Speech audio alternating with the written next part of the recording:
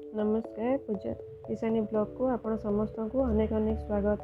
आज वीडियो चलते देखा मु किपर बनाऊे परिवा दिया घाट तरकारी बनवाई ये किसी बुट मटर और काबुली बुट को राति सारा पानी में बतुरे रखी एवं गोटे प्रेसर कुकर में आम देदेबा और बुट मटर बोड़ा पर्यंत गोटे ग्लास पानी देकी आम गैस रे 2टा हुइसिल देकी मीडियम फ्लेम रे कुक करवा और घाट तरकारी बनवाई एवं गोटे मसला आसता आम प्रस्तुत करवा।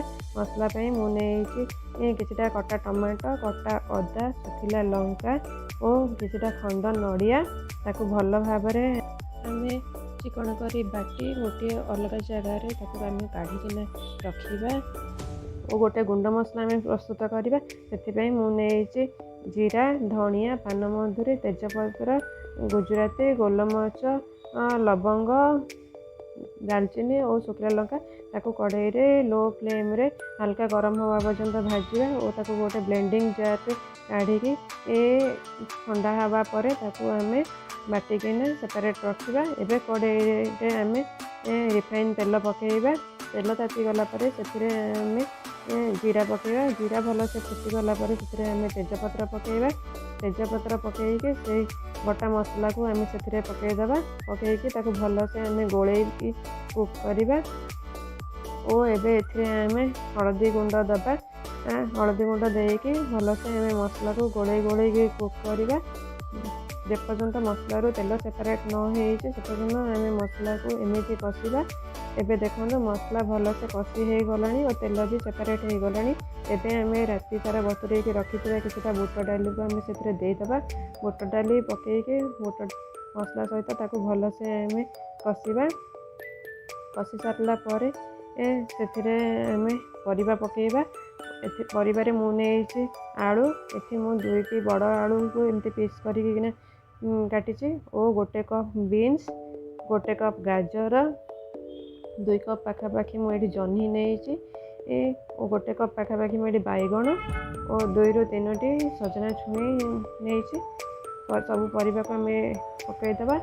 एवं मुझे कखारू शिंब घाट तरकारी शिंब पकईले बहुत भल लगे से 2 कप शिंब नहीं और किसी ओलो कोबी फूल कोबी ये सब परिवा को मुझे छोट छोट सब काटिकिना नहीं जेपरी तरकारी परिवा सब सीझा को बेसी समय लगे सब परिवा को मसला सहित एमती तल उपर कर भल से गोले गोले आम परिवा को कषा और एबे किछटा काटी रखी बंधाकोबी को आम पकईवा बंधाकोबी पकई सारा पर मसला और परिवा को पुणी थे आम तल उपर कर गोलेवा।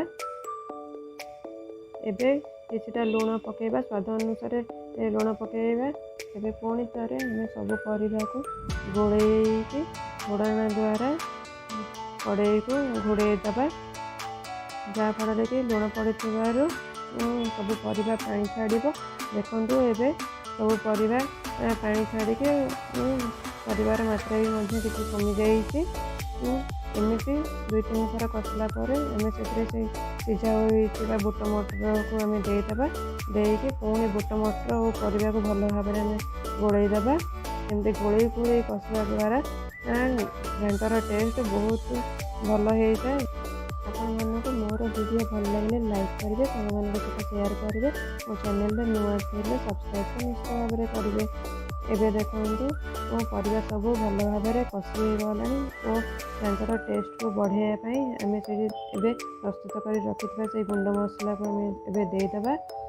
गुंड मसला आपड़ 2 चम्मच खंडे देवे जदि अधिका किसी मसला हो रखिदे पर केबे अलग को तरकारी कले आप मसला को यूज करेंगे।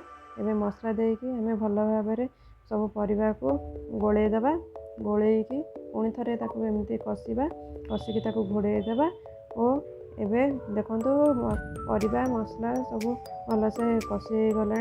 एबे आम ए परिवा हल्का बुड़वा पर्यंत आम ए गरम पानी दबा मन रखु गरम पानी देवे ठंडा पानी देले पुणी कुकिंग प्रोसेस स्लो हो गरम पानी देवे गरम पानी देले घांटर टेस्ट आहरी भल होता है। एबे कटा होता धनिया पत्र देकी सबको गोलईदबा पुणी कभर करदे। किछ समय पर कभर खोलिकी देखा आमर ए प्रस्तुत हो गला बिना पियाज रसुण तैयारी घांट तरकारी। आपन को मो वीडियो केमती लगिला निश्चित कमेंट रे लिखिबे। एबे देखंतु परिबा सब परफेक्टली सिझी गलानी एवं पानी मध्य कम हो गलानी। घांट एतिकी आंटुआ थिले ही खाइबा को भल लगे। निश्चित थे बनातु अरा भात और परोटा सहित यार मजा नियंतु और केमिति लागिला मो सहित शेयर करंतु। रहिली जय जगन्नाथ।